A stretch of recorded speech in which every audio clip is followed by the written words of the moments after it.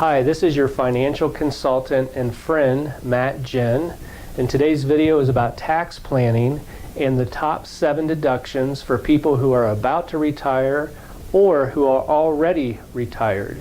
Tax planning needs to happen now, towards the end of 2016, so when you file your taxes next year, hopefully you'll pay as little bit of taxes as possible. Let's go over the 7 deductions. Number 1, medical and dental expenses. In retirement, these costs often go up, and as you know, they're going up every year. So keeping track of not only your medical and your dental, but any health insurance premiums, long-term care expenses, or other out-of-pocket costs as it relates to medical will be very important for you to keep track of to see if you meet the eligibility to include these in your itemized deductions. Number 2, selling your home. Oftentimes when people retire, they downsize.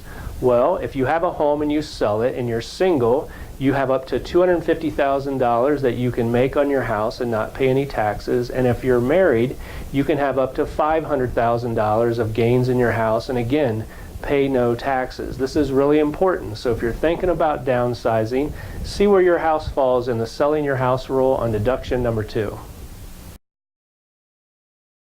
Number 3, retirement plan contributions. Just because you're retired doesn't necessarily mean that you can't continue to contribute to some form of a retirement plan, whether it be a SEP, an IRA, or a 401k if you're still contributing with your old employer. Number 4, investment expenses. In retirement, one of the best ways to earn additional income is through capital gains and dividends. And those two are not taxed as ordinary income. This is very beneficial to folks in retirement. Also remember, your investment fees to your advisor, safety deposit box, and other miscellaneous fees are also tax deductible.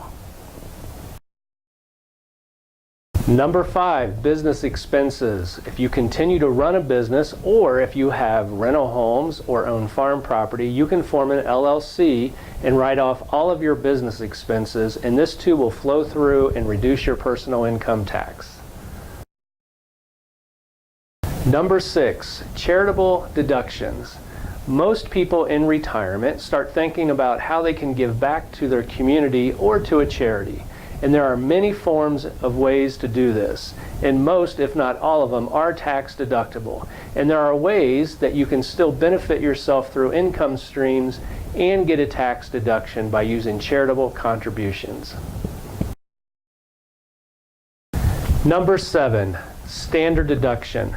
Perhaps you don't have enough itemized deductions to go over the standard deduction, and that's okay. You still get the standard deduction. And if you're age 65 by December 31st of this year, moving forward, the standard deduction is a little bit more for you. And this is a great thing.